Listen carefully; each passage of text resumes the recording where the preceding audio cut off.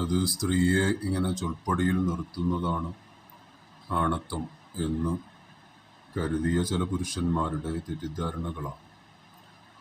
അവരെപ്പോഴും സ്ത്രീകളെ ഒരു രണ്ടാം വിഭാഗമായിട്ട് കാണുന്ന ഒരു സമീപനം. ഷെറൊന്നും ഉണ്ടായിട്ടല്ല, അല്ലെങ്കിൽ സിഹർ ബാധിച്ചിട്ടോ അല്ല, മറ്റു യാതൊരു പ്രശ്നങ്ങളുമില്ല. പക്ഷെ സ്വഭാവം അങ്ങനെയാണ്. ഭാര്യയോട് നല്ലപോലെ പെരുമാറില്ല. ഭാര്യയെ കാണുമ്പോൾ തന്നെ ഗൗരവത്തോടെ, ഭാര്യയോട് കാർക്കശ്യത്തോടെ പെരുമാറുന്ന സ്വഭാവം. അതേസമയം സ്വന്തം സഹോദരിയോ അല്ലെങ്കിൽ ഉമ്മയോ ഒക്കെ ആണെങ്കിൽ വളരെ ലാഘവത്തോടെയും സാരള്യത്തോടെയും സംസാരിക്കുന്ന, ഇടപെടുന്ന സമീപനം. അപ്പോൾ അത് അയാളുടെ സ്വഭാവത്തിൻ്റെ ഒരു പ്രശ്നം മാത്രമല്ല, മറിച്ച് ഭാര്യയെ അങ്ങനെ തന്നെയാണ് കാണേണ്ടത് എന്ന തെറ്റിദ്ധാരണയിലാണ്. അത്തരക്കാർ ഒരു കാര്യം മനസ്സിലാക്കേണ്ടത്, ഉമ്മാക്ക് മകൻ ആണെങ്കിൽ ഈ മകൻ കൂടാതെ മറ്റു മൂത്ത 2-3 ആൺമക്കളോ പെൺമക്കളോ ഒക്കെ ഉണ്ടെങ്കിൽ ആ കൂട്ടത്തിലൊരു മകൻ മാത്രമാണ് താൻ എന്ന ഒരു ബോധ്യമുണ്ടാവണം. ഉമ്മയാണ് ഏറ്റവും വലുത്, ഉമ്മയോടാണ് ഏറ്റവും കൂടുതൽ കടപ്പാടുള്ളത്, ഒക്കെ ശരിയാണ്. പക്ഷെ ഭാര്യയുടെ ഭാഗത്തേക്ക് നോക്കുമ്പോൾ, ഭാര്യ വിവാഹം കഴിച്ച് ഇവൻ്റെ കൂടെ വരുമ്പോൾ ആ ഭാര്യയ്ക്ക് എല്ലാം സ്വന്തം ഭർത്താവായി തീരുകയാണ്. മാതാവിൻ്റെയും പിതാവിൻ്റെയും സ്വന്തം കൂടപ്പറപ്പിൻ്റെയും ഒക്കെ ആഗ്രഹങ്ങളും ആവശ്യങ്ങളും, അതിനേക്കാളും എല്ലാം ഏറ്റവും ഒന്നാമത്തെയും രണ്ടാമത്തെയും മൂന്നാമത്തെയും പരിഗണന ഈ ഭർത്താവിനാണ് ആ പെണ്ണ് നൽകുന്നത്. അപ്പോൾ ഇവന് ഏറ്റവും കൂടുതൽ ഇവനെ എല്ലാമായി കാണുന്ന പെണ്ണാണ് ഭാര്യ എന്ന ഒരു യാഥാർത്ഥ്യം മനസ്സിലാക്കുമ്പോൾ, അവൾക്ക് വേറെ ആരുമില്ല, എല്ലാവരും ഉണ്ടെങ്കിലും എല്ലാറ്റിനേക്കാളും, സ്വന്തം ഉമ്മയെക്കാളും ബാപ്പയെക്കാളും വരെ ഈ ഭർത്താവിനെയാവും ആ പെണ്ണ് ആലോചിക്കുന്നതും ആ പെണ്ണ് കൂടുതൽ പരിഗണന നൽകുന്നതും. അങ്ങനെ വരുമ്പോൾ ആ പെണ്ണിനോടൊരു കടപ്പാടും ഒരു സ്നേഹവും ഒക്കെ കാണിക്കേണ്ടത് ഒരു മാനുഷികമായ പരിഗണന എന്ന നിലയ്ക്കാണെങ്കിൽ പോലും ആ പെണ്ണിനെ പരിഗണിക്കേണ്ടതാണ്. പക്ഷേ ചിലരൊന്നും അങ്ങനെയല്ല. അപ്പോൾ അങ്ങനെ വരുമ്പോൾ പലരും ചോദിക്കാറുണ്ട്, വശ്യം, അതുപോലെ വശീകരിക്കൽ എന്ന മാർഗത്തിലേക്കൊക്കെ സ്ത്രീകൾ പോകാറുണ്ട്. അപ്പോൾ ഹറാമായ രീതിയിലുള്ള സിഹറിൻ്റെ ഇനങ്ങളായ വശ്യങ്ങളും മന്ത്രങ്ങളുമൊക്കെ ഗത്യന്തരമില്ലാതെ പ്രയോഗിക്കേണ്ടി വരും. അങ്ങനെ വരുന്നത് കടുത്ത പാപമാണ് എന്ന് മനസ്സിലാക്കണം. അത് സിഹറിൽ പെട്ടുപോവും, സാഹിര്യങ്ങളിൽ നമ്മളും പെട്ടുപോവും.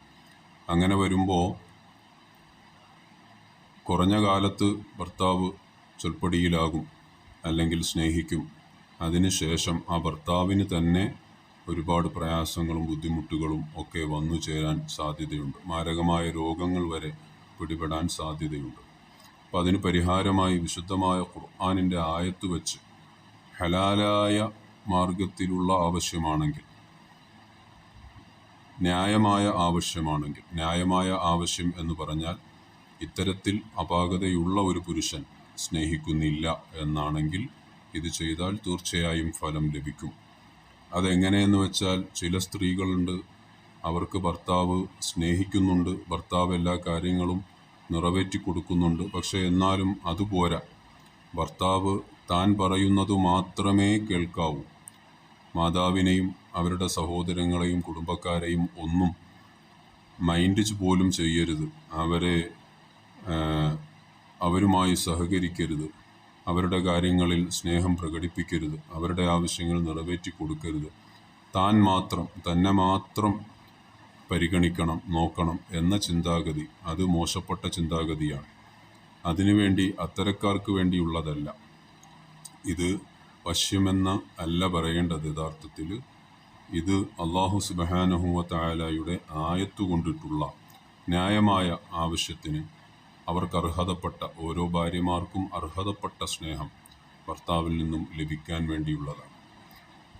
അത് ചെയ്യേണ്ടത് ആദ്യം നല്ല കൽക്കണ്ട്, വെളുത്ത നിറത്തിലുള്ള കൽക്കണ്ടെടുത്ത് ആ കൽക്കണ്ട് നല്ലതുപോലെ പൊടിക്കുക. നല്ലതുപോലെ പൊടിച്ച് അതിൽ സൂറത്തുൽ ഫാത്തിഹ 7 പ്രാവശ്യം പാരായണം ചെയ്യുക. ഇത് ചെയ്യേണ്ടത് ഭാര്യയാണ്, ഭർത്താവിൻ്റെ സ്നേഹം ലഭിക്കാൻ വേണ്ടിയാണല്ലോ. 7 പ്രാവശ്യം സൂറത്തുൽ ഫാത്തിഹ പാരായണം ചെയ്തതിന് ശേഷം ഉദൂയോടുകൂടെ ആയിരിക്കണം ചെയ്യേണ്ടത്. 786 പ്രാവശ്യം, അത് ബിസ്മിയുടെ അബജദ് കണക്കാണ്. 786 പ്രാവശ്യം ബിസ്മില്ലാഹിർ റഹ്മാനിർ റഹീം എന്ന് ഓതുകയും അതിൽ ഊതുകയും ചെയ്യുക. 7 പ്രാവശ്യം ഫാത്തിഹ ഓതുക, ശേഷം 786 പ്രാവശ്യം ബിസ്മില്ലാഹിർ റഹ്മാനിർ റഹീം എന്ന് ഓതി ആ കൽക്കണ്ടത്തിൽ ഊതുക, പൊടിച്ച കൽക്കണ്ടത്തിൽ. അത് വീട്ടിൽ ചായ ഉണ്ടാക്കുന്ന പഞ്ചസാരയോടൊപ്പം വെള്ളം മിക്സ് ചെയ്ത് വെക്കാൻ പറ്റിയാൽ അങ്ങനെ, അതല്ല എന്നുണ്ടെങ്കിൽ മറ്റ് ആ ഭർത്താവിന് കൊടുക്കാൻ പറ്റുന്ന എന്തെങ്കിലും ഒന്നിൽ ഇട്ട് വെച്ചാൽ അത് നല്ലതാണ്. അതിൽ നിന്നും ആദ്യം ഭാര്യയാണ് കഴിക്കേണ്ടത്.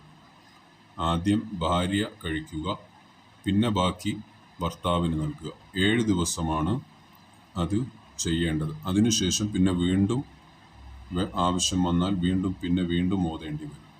ഇപ്പോൾ 7 ദിവസമാണ് ഇത് നൽകേണ്ടത്. 7 ദിവസം കഴിഞ്ഞാൽ പിന്നെ വീണ്ടും ഊതി മന്ത്രിച്ചു വെക്കേണ്ടി വരും. ഇത് കൽക്കണ്ടത്തിൽ ചെയ്യാം. കൽക്കണ്ടത്തിൽ ചെയ്യാൻ പറ്റിയില്ല എങ്കിൽ പഞ്ചസാരയിൽ ചെയ്യാവുന്നതാണ്. പഞ്ചസാരയിൽ ചെയ്യുന്നതിനേക്കാളും കൽക്കണ്ടത്തിൽ ഓതി ഊതുന്നതാണ് നല്ലത്. കൽക്കണ്ടത്തിൽ ചെയ്യാൻ പറ്റിയില്ല എങ്കിൽ പഞ്ചസാരയിൽ ചെയ്യാം. പിന്നെ ചെയ്യാവുന്നത് ഈത്തപ്പഴത്തിലാണ്. ഈത്തപ്പഴത്തിൽ ഊതിയിട്ട് ആ ഈത്തപ്പഴം ഭാര്യ ഭക്ഷിച്ചതിന് ശേഷം, ഇപ്പോൾ ഏകദേശം ഒരു 10-20 ഈത്തപ്പഴം എടുക്കുകയാണെങ്കിൽ അതിൽ നിന്നും 2-3 ഭാര്യ ഭക്ഷിച്ച ശേഷം അതിൻ്റെ ബാക്കി ഭർത്താവിന് നൽകാവുന്നതാണ്. ഇത് സിഹറിൻ്റെ ഇനത്തിലോ വശ്യത്തിൻ്റെ ഇനത്തിലോ പെട്ടതൊന്നുമല്ല. ഇത് ന്യായമായ ആവശ്യം, ആ ഭർത്താവിൻ്റെ സ്വഭാവ ശുദ്ധീകരണം ഉണ്ടാവാനും അതിലൂടെ ഭാര്യയെയും കുടുംബത്തെയും മക്കളെയും ഒക്കെ സ്നേഹിക്കാനും ഹൃദയത്തിലൊരു റഅഫത്തും ഒരു കൃപയുമൊക്കെ ഉണ്ടാവാനും വേണ്ടിയുള്ളതാണ്.